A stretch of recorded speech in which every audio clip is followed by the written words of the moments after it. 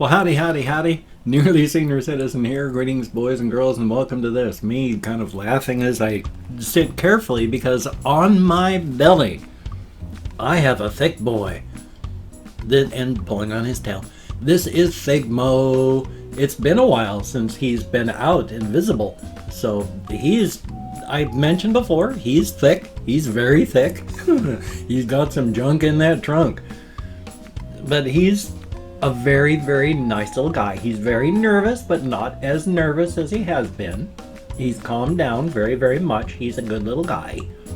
He is still nervous, just not as nervous. As you can see, he's letting me pick him up and do stuff, even though he wants to go down. And I always love pulling on their tails. I don't know why. I don't pull hard. I just hold on to them. They're just cute. I love their little tails. But he is an absolute sweetheart. Luckily, he still has his Petco box that I bought him in. And because all of my other hamsters that I let them have their Petco box as a house, I'm going to put him back now. I'm sort of manhandling him, poor little guy. There we go, little one. Thank you so much. Pulling the lid back there so it gets dark for him. He's a good guy. All the other hamsters that I've had, I've had to trade out their various boxes. Itchy. Hopefully not a bug crawling on me. I've had to trade out the various boxes, because they like to have caves, and because they'll urinate in a corner or just chew it up or do something nasty to it so it just looks bad. But Figmo has not done that. He's chewed it up, he's got holes in it everywhere, but he hasn't urinated in one corner and just destroyed it like the others have. Hamsters don't mind their own urine smell and hamster odor. They don't mind that. It's us that does. And so lots of the others, they just destroy their box, but his is still doing fine. And so I kept it for him because I changed his cage this morning. All new bedding. And so he's happy and friendly and fluffy and warm and alive, at least for a little while. So that's a good thing. Gojira is still fine. Saber is still good. And of course, Dr. Snurf, my number 4, he is still in good shape. A very good little guy. They're all good little guys. They're all good, doing good. 4 years ago, when I was living in my brother-in-law's garage, I was in such a mess that I needed a lot of hamsters. And at my most, I had right around 28 hamsters. Because I needed to get out of here and out here, taking care of people, things, other than myself.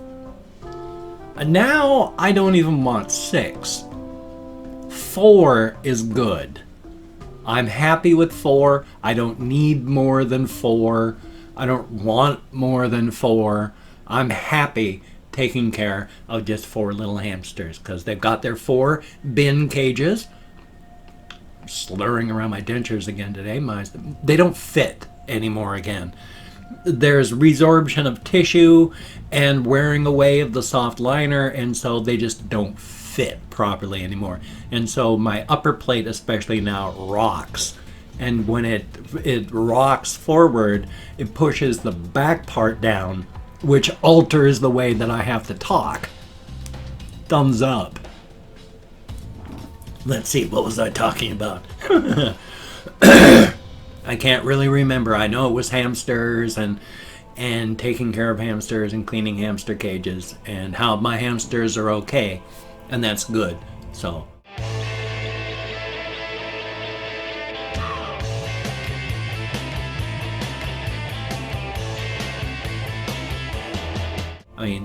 Dr. Snurf, I know I was talking about him, but that's it. Thumbs up. They're all good.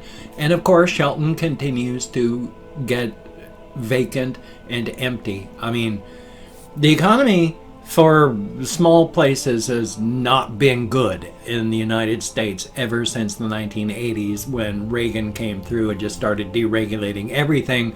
Profit margins went up, taxes on the rich went down, the poverty level started climbing for everybody else, and now we've got mass problems in the U.S. And in Shelton, just in the 10 some odd years I've lived here, it's gotten bad. Bad, bad, bad. Businesses that had been open for 50 years have shut down because they can't stay open. Restaurants have been closing, stores have been closing, everything has been closing. Downtown is turning just into a great big empty place because there's not enough places to fill. Who can afford to go out and buy something? If you're rich, sure. But about half the country is having problems just making it paycheck to paycheck and having to not pay for things. So a lot of places are shutting down. We've had 2 tattoo places closed down. Looks like another one's opened up. We still do have the occasional thing opening. It's just that for every one thing that opens, 3 things close. I mean, for the past year, going out walkies, I've walked past this one gym downtown. It was in a little hole-in-the-wall gym, 24-hour gym. It's gone. All these other little shops, they're gone. Places that have been open for a long time, they're gone. There's just empty storefront after empty storefront. Thumbs up! So, yeah, I don't know what's going to happen with the world. It's just not good. And as much as I will talk about politics periodically, I actually don't like to talk about politics. I mean, I don't mind letting people know my politics. I am... I like to say left of center, but the problem is there is no left in the U.S. There are shades of right. We have no left wing in the United States. There's ultra-right crazy lunatics that are in charge of the U.S. right now. There's middle right, which is the center, and then there's the right, which is the left in the U.S. There is a scattering of actual leftists, but it's nothing. The Overton window has been dragged so far in that direction that you pull it 50 miles back to the left and it's still going to be way off in center conservativeville. So, joy on that. But I don't know what's going to happen with the world, and I don't know what's going to happen with the country, and I don't know if we're going to survive. All I can do is hope. All I can do is hope. I don't have a lot of hope, and I don't really have a lot of hope for the future, knowing that billionaires would rather make $2,000 today on top of the, hundred thousands they make every 30 minutes. If they could make $2,000, but everyone in the world died tomorrow, that would be win-win. They made $2,000. So that's who our fate is in the hands of. So not a lot of hope for the future of humanity. But such is life. And of course, speaking about not much hope in the future of humanity, there's this big controversy going on with the game Cyberpunk. Now, I've been a pen and paper role-playing game player way back when I was younger. I still like them. I still wish I could play them. I don't know anybody, and I'm reclusive, so I doubt I'll ever play another round table in IRL face-to-face meet space with others ever again. But I used to play a lot of games, and one of them was Cyberpunk 2020, R. Talsorian Games by Mike Stackpole. I think it's awesome that R. Talsorian Games is still going, that Mike Stackpole is still writing games. He's a damn good writer. So it's really cool, and it's awesome that they're making this game. And the thing is, with this tech, if you just go into a chop shop, you can change anything on your body. You can change your skin color. You can change your organic arm to a metallic arm. You won't be able to get your mechanical arm back unless you get organic one back, unless they clone one for you and then pop it on. But they do that too. In this world, it is no big deal because of the tech available to just go, hey, look, I got my hand replaced today, and then come back next week and go, yeah, I didn't like it, so I got it cloned, and now I got the flesh one back.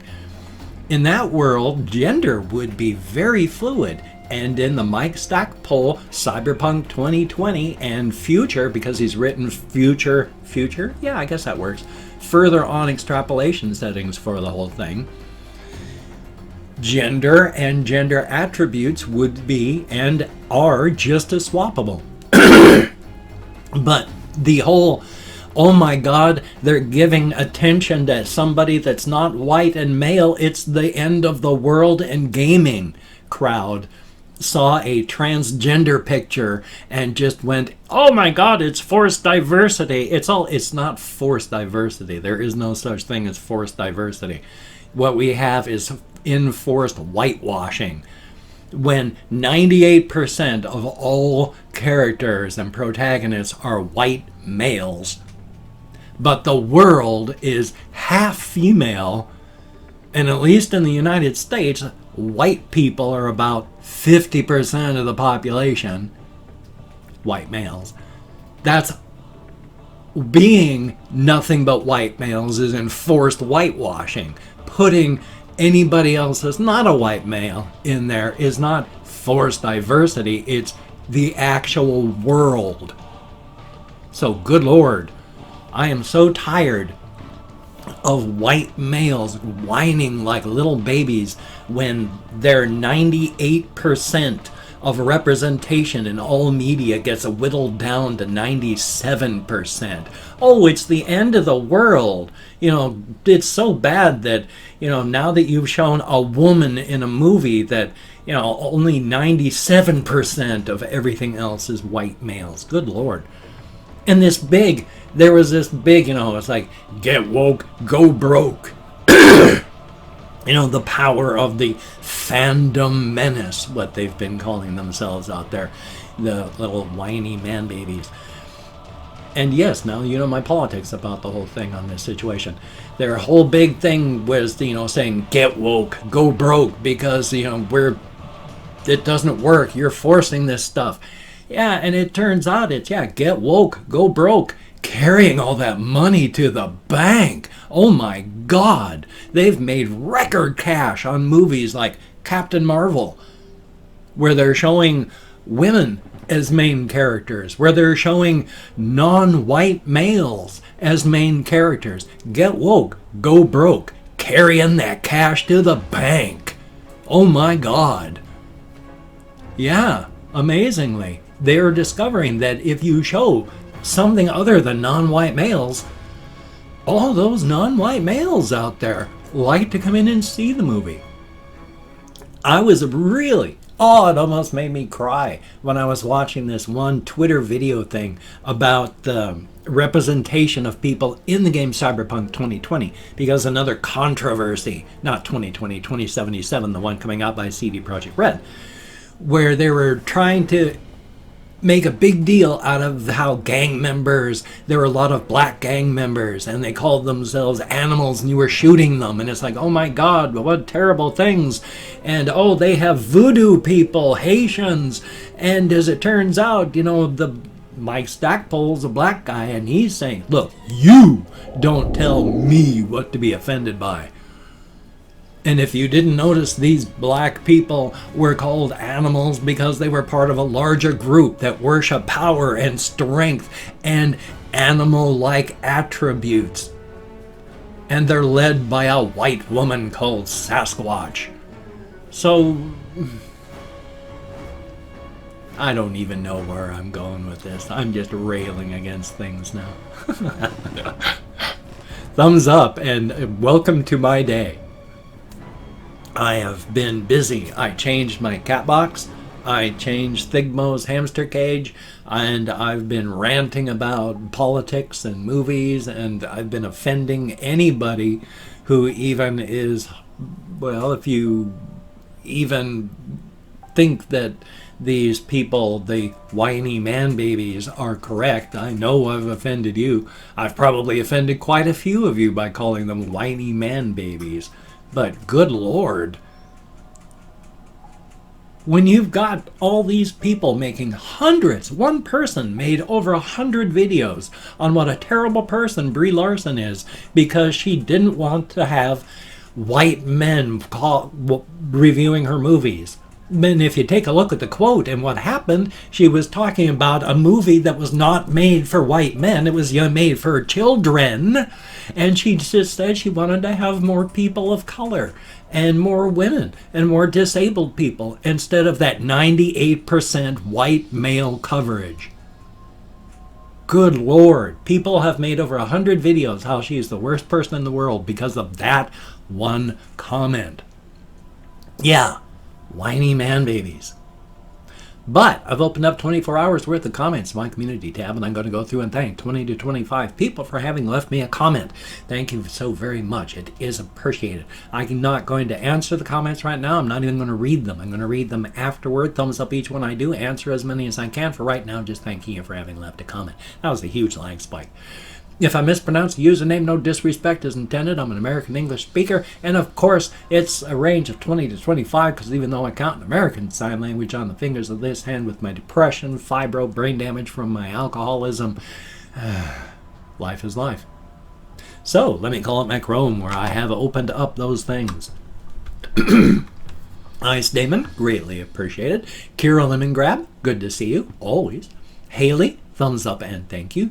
Oscar Chaos, thank you very, very much. And Devils, looks like Caribbean, thank you very, very much. And Xavier Limas, thank you very, very much. Pandora NYC1, thank you very much. Mr. Game and Watch, you made me laugh. I've got very good peripheral vision by the power of the gnomes. Confused Owl 29, thank you so very, very much. And Nancy Sweeney, always good to see you in the comments, especially now. Barely Kashiro, good to see you in the comments as well. Andrian, whenever I recognize a name, it's just a nice feeling. So the more someone comments, the more I like to see their name in the comments. So it's a good thing. Alejandro Solis, thank you so very, very much. And Robert Alexander, thumbs up. We have DTWC, greatly appreciate. Tall Dude 123, good to see you in the comments. Hope to see you again soon. I'm sorry you're so busy. Adrian Bryant, thumbs up and thank you. And check out his channel. He's a younger kid, and well, he's not younger, he's like 17, something like that. But check out his channel. He's trying to get to 1,000 subscribers. Check it out. It's in the comment section there, and hopefully maybe I got something in here, I don't know. And The Warden, greatly appreciated. Russian Timing, thumbs up and thank you. Then we have Denial. Hey, it's been a while. Probably not that long, but thumbs up and thank you. Christian Andrews, greatly appreciate. Rada Mostafa, thumbs up. Aiden Sullivan, greatly appreciated. Jonathan Smith, thumbs up and thank you. The Mythic Rabbit, that's a heck of a name. And Tyler Brown, greatly appreciated. Each and every one of you. You get me out of my head, into the world, dealing with real people. Greatly appreciated. Thumbs up and thank you. And if you could check out my various links, I have Twitter, Facebook, GoFundMe, Patreon.com, NearlySeniorCitizen.com. If you could donate to my GoFundMe campaign or become a Patreon.com patron like one of these beautiful and awesome people, that would be beautiful and awesome. But if you cannot donate, or you simply do not donate, I do take all good wishes. I deposit them in the bank of my heart where I draw interest, so thank you very much. If you could toss me a like, I do appreciate all the positive validation I get. Definitely a thumbs up. And of course, if you could subscribe to the channel, that would be very cool, greatly appreciated. I would understand if you did not wish to, but if you are down with it, I will do my very best to keep you entertained from now until the literal end of time. One thing I've been thinking of, I'm going to start doing a lot of weirder, smaller, skit-like videos, and they're going to be going up. They're going to be different. They're going to be weird, like, well, I'm not going to talk about what they are. I'm just going to surprise people with them. I've done weird videos in the past. I've done just odd little weird things, odd little mean things, odd little skit things, so it's not like it's out of the blue. But hopefully, maybe people will like to watch them, because I know I like doing them. Definitely a thumbs up. Well, good golly, Miss Molly, I got this video here in case you haven't noticed. I got another video I need to edit and render, not edit and render. I got another one that I'm going to record, edit, and then render. So then I've got these videos, and I got another one that I got to do with my walkie stuff, so I've got to get that stuff done. I'm busy, and I got a lot of other stuff that actually I really got to do. Like, still got to make some phone calls. Not many. I'm doing good, doing better. This turtle has actually made some. Thumbs up for that. So you take care. Have a great day today. I will see you on the flip side. Oh yeah, I got a call about this. Yeah, because my arm hurts a lot right now. I got to call and see about getting that, like, MRI'd.